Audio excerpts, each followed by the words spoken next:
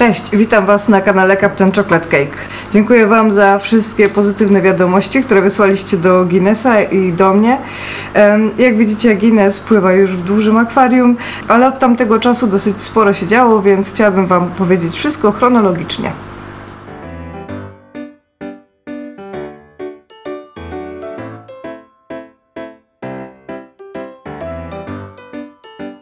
Po nakręceniu ostatniego odcinka zaaplikowałam Guinnessowi ostatnią dawkę leków i wiedziałam, że to jest straszny kombajn i byliśmy trochę na etapie, zresztą widzieliście go, jaki on był słaby, albo Guinness, albo pasożyt. Wiem też, że te leki mają największe stężenie w przeciągu pierwszych 4 godzin i te pierwsze 4 godziny są kluczowe, bo wtedy najwięcej pasożytów ginie. Nie muszę Wam mówić, że robiłam pielgrzymki przez całą noc do Guinnessa, no ale okazało się, że wszystko się skończyło bardzo pozytywnie. W międzyczasie, pod koniec leczenia, dostałam mikroskop, który bardzo mi ułatwił i naprawdę bardzo się cieszę, że go mam. Zajmuje mi ogromną ilość czasu nauczenie się go. Pierwszy dzień właściwie testowałam po prostu co można. Odchody rybie, jakieś drobne rzeczy w domu, po prostu żeby obczaić, jak ten mikroskop działa.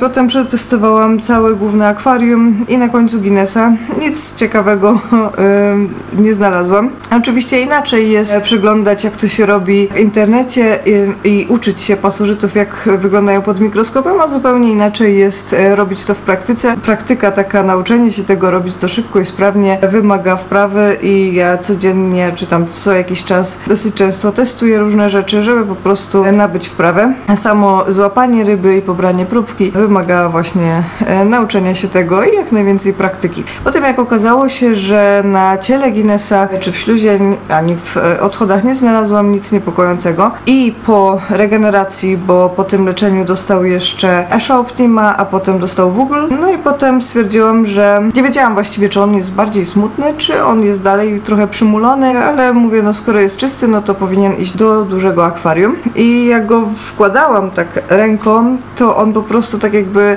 spadł do góry nogami, spadał na dno i nie wiedział, co się dzieje. To był bardzo niepokojący znak. Drugi niepokojący znak był taki, że kapitan bardzo się nim zainteresował i to dosyć negatywnie. Z każdą mijającą minutą coraz bardziej go atakował, próbował podgryzać mu płetwy i z jednej strony mogę być zła na kapitana, że tak się zachował, ale z drugiej strony wiem, że to oznaczało, że Guinness na to nie był gotowy, na tą konfrontację, bo był jeszcze bardzo słaby, chował się, nie umiał złapać balansu, więc było to za wcześnie, ja się pospieszyłam i to jest oczywiście moja wina, więc jak najszybciej zabrałam Guinnessa z powrotem na górę. Guinness na górze kontynuował siedzenie i był dalej smutny. No i właśnie to było to, czy on dalej coś mu jest, czy po prostu jest taki przymulony, czy po prostu brakuje mu towarzystwa. Po kilku dniach postanowiłam, że skoro on nie może iść na dół, to może jakaś rybka dołączy do niego, żeby go po prostu rozruszać. No i tutaj bardzo dobrze, że obserwuję swoje ryby i wiem, jak one się zachowują, jakie mają charaktery, więc wiedziałam, że powinna to być jakaś energiczna dziewczynka. Miałam do wyboru Fantę, Apple Pie albo salmiaki i wybór padł na salmiaki, bo ona ma taką naturę dziecinną, wesołą, taką trochę jak mój bull terrier. O, jak jest fajnie, pięknie i wiedziałam, że ona go rozrusza, tak mi się wydawało. Faktycznie salmiaki przez pierwsze 3 godziny wariowała koło niego i to nie było takie jak Oranda, Milkshake, która koło niego pływała i mówiła, patrz jaka jestem piękna, tylko ona właśnie chodź się bawić, będzie super. Ale Guinness nie za bardzo odwzajemniał ten jej entuzjazm i raczej się chował, obserwował to wszystko z daleka. No i po jakichś 2-3 godzinach salmiaki też się poddała, po prostu usiadła na piasku i na niego zaczęła patrzeć.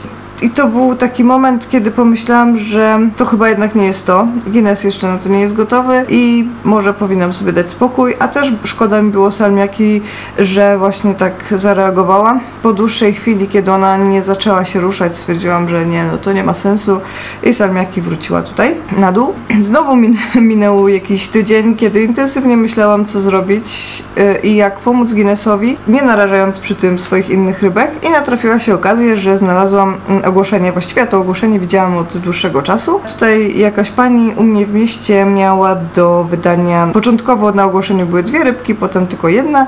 Ogłaszała go jako białego riukina, tak naprawdę to był bardziej fantail, zobaczcie na zdjęciach.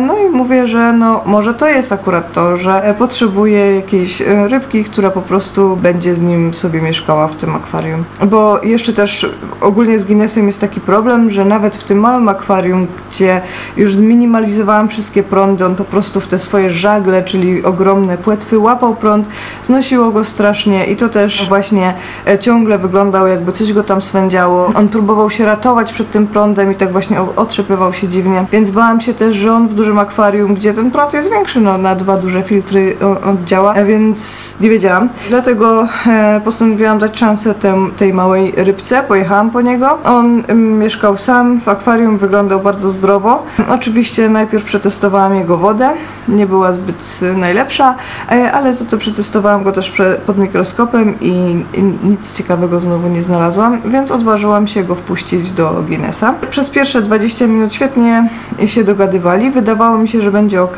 Dałam im chwilę dla siebie i po jakichś znowu 20 minutach wróciłam i niestety okazało się, że ten mały atakował Guinnessa i to dosyć znowu bardzo natarczywie, brutalnie. Guinness się chował i potem tak od słowa do słowa z tą jego właścicielką okazało się, że właśnie dlatego już jest tylko 1 rybka, że zamęczył tą pierwszą. To też mi się wydawało, że może dlatego, że dziewczynka to była i że młodziak, a że Guinness jest samcem, to tak nie będzie. No niestety nie dogadali się, więc rybka musiała zaraz wrócić z powrotem do swojego starego domu. I to był już taki punkt krytyczny. Stwierdziłam, że Guinness oprócz tego, że był chory, to na pewno jego budowa, zresztą on ma bardzo podobną budowę do Orandy Milkshake, tyle że dodatkowo ma długie płetwy. I ta budowa niestety nie jest zbyt fortunna i zazwyczaj wróży jakieś problemy z pławnością. Więc no po pierwsze mamy to, po drugie mamy długie płetwy, więc to też jest poza moją kontrolą i poza moją mocą, żeby mu pomóc. Mówię, dobra, no nie jest chory, nic mu już więcej nie jest, tutaj jest samotny, wrzuciłam go na dół i faktycznie przez pierwszą godzinę kapitan się nim interesował, ale już nie tak intensywnie jak ostatnio i przez pierwsze 1-2 dni naprawdę zaczęli się super dogadywać i Guinness został zaakceptowany przez resztę, nikt mu nie przeszkadzał, ale też Guinness ma dalej swoje odpały i niestety czasami właśnie ma takie, jak ja to nazywam, padaki, że się kładzie na ziemi i go właśnie otrzepuje. Bardzo często go też znosi, czasami też siedzi w rogu, taki sobie smutny. O, nawet nie siedzi, pływa gdzieś tutaj za mną. No ale ogólnie też on bardzo dużo siedzi głową w dół i płetwami do góry. Te płetwy właśnie wtedy wyglądają tak jak żagiel, rozstawiają się i też bardzo często mu wpadają do filtra. Widzę, że tutaj będę musiała coś pomyśleć, może jakąś gąbkę zainstalować, bo już miał wcześniej naderwane płetwy, ale wydaje mi się, że ma troszkę gorzej, także nad tym będę musiała popracować. A póki co jest tutaj, radzi sobie całkiem ok. Widzieliście też na ostatnim filmie o orandach, miał jeden taki epizod, że podpłynął do góry brzuchem, ale on automatycznie sam się przekręca, więc dalej wszystkie moje ryby są na diecie. Myślę, że na ten moment nie trzeba interweniować jakoś szczególnie. W międzyczasie też postanowiłam sobie zamówić nowe rybki. I to było pierwsze takie moje doświadczenie, kiedy zamawiałam ryby z Tajlandii. To miał być mój taki prywatny import, więc to były niesamowite emocje, bo można było pozwiedzać całą Tajlandię i wybierać sobie perełki, jakie się chce. No tam poza może 2 przykładami, że nie sprzedają osobom prywatnym. No i to było świetne doświadczenie, bo co innego jest kupić sobie rybkę w sklepie, a co innego samemu ją wybrać, rozmawiać z tym hodowcą i czasami jakichś sekretów się nauczyć i targować się. Targowanie się stajami po prostu jest świetne, można zejść czasami pół ceny. No i przede wszystkim ryby takie, o jakich nam się nie śniło. Ja sobie wybrałam 3 rybki, bo to w ogóle była taka sytuacja, że ja zaczęłam je wybierać pod koniec listopada, początek grudnia, kiedy nie wiadomo było dokładnie jak z Brexitem, bo mój transport z Tajlandii był tylko do Wielkiej Brytanii i potem nie wiadomo właśnie jak się ułoży Brexit, pomimo tego, że media mówiły, że Irlandia z Wielką Brytanią się dogada i prawdopodobnie nie będzie żadnych zmian. Okazało się, że już przed świętami ta instytucja, która kontroluje zdrowie ryb w Wielkiej Brytanii, przestała właściwie kontrolować te ryby. Już zbliża się nowy rok i ja już miałam jakieś ryby powybierane. Okazało się, że wszystkie firmy transportowe, które do tej pory woziły ryby ozdobne z Wielkiej Brytanii do Irlandii, wycofują kontrakty i już nie będą się tym zajmować. To by się dało jeszcze ominąć, bo ryby można sobie przywieźć ewentualnie samemu, o ile mają wszystkie certyfikaty zdrowia. Niestety tutaj też potem, jak się już okazało, to po nowym roku, że przepisy całkowicie się zmieniają, bo Wielka Brytania wychodzi z Unii, więc tak jakby ja ściągam sobie ryby spoza Unii i potrzebują te ryby o wiele więcej certyfikatów, więc są nowe zasady, ale nie wiadomo, kto ma je egzekwować, nie wiadomo, kto ma wystawiać te zaświadczenia, bo ten urząd, który do tej pory się tym zajmował, nie za bardzo wie, jak sobie z tym dać radę. To jest teoria. W praktyce wygląda to tak, że w Irlandii nie ma dostaw ryb zimnowodnych. Właściwie wszystko stoi i jedyną drogą, jaką ludzie prywatni robią, to po prostu jadą sobie po rybki. Sprawy nie ułatwia fakt tego, że mamy lockdown i tylko 5 km od domu można się przemieszczać, gdzie ja do granicy mam do jednej mam jakieś 3,5 godziny drogi, do drugiej ponad 4, więc sytuacja jest patowa. Kiedy moje rybki przyszły do Wielkiej Brytanii, nie za bardzo było wiadomo, co z nimi zrobić. Poszukiwania rozwiązań trwały jakieś kilka tygodni, to nie tak, że parę dni, i wysłałam w tym czasie około 150 maili, nie liczę ile telefonów, bo szukałam jakiejś firmy, która by mogła to przewieźć, na przykład firmy, które transportują zwierzęta. Otóż mogą wziąć na pokład psa czy kota, ale nie mają licencji, czy uprawnień, czy nawet ubezpieczeń, żeby wziąć ryby, więc w ogóle firmy transportowe wszystkie mówiły nie. Papierów i spraw zdrowotnych dalej nie dało się ogarnąć. Ta pani, która miała trzymać ryby tymczasowo, miała tylko jakieś 2 tygodnie na to, bo wyjeżdżała do Tajlandii i nie za bardzo miała co z nimi zrobić. Mogła mnie oczywiście wysłać do koleżanki, która mieszka pod Londynem, ale niestety wtedy już żadna instytucja nie dałaby mi na nich papierów zdrowotnych, bo to oczywiście musi być załatwiane przez licencjonowany pet shop. Sytuacja bardzo trudna, więc nadarzyła się okazja, żeby po prostu ryby przemycić. To było tak właściwie po tych tysiącach maili, telefonów i w bezradności nadarzyła się osoba, która jechała właśnie z punktu A do punktu B przez granicę. Miała być w przeciągu kilku godzin u mnie w mieście. No ale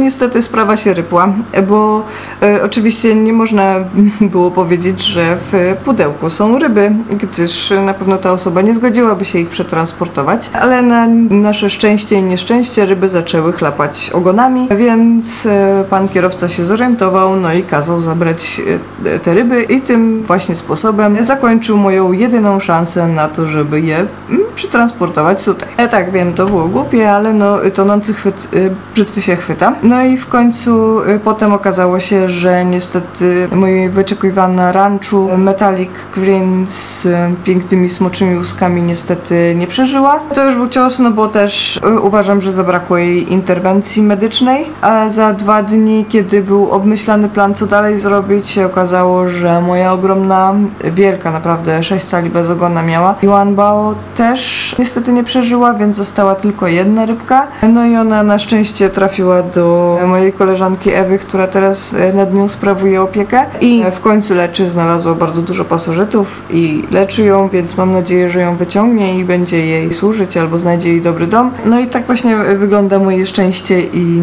nieszczęście ostatnio. Na szczęście też nie musiałam w związku z tymi wszystkimi problemami i tymi rzeczami, które wynikły w ogóle nie z naszej winy, nie musiałam płacić ani za transport tych ryb do Tajlandii, a za same ryby też dostałam zwrot kosztów, więc to daje mi jakieś możliwości, żeby poszukać innego miejsca w Europie, o czym oczywiście będę Was informować na bieżąco.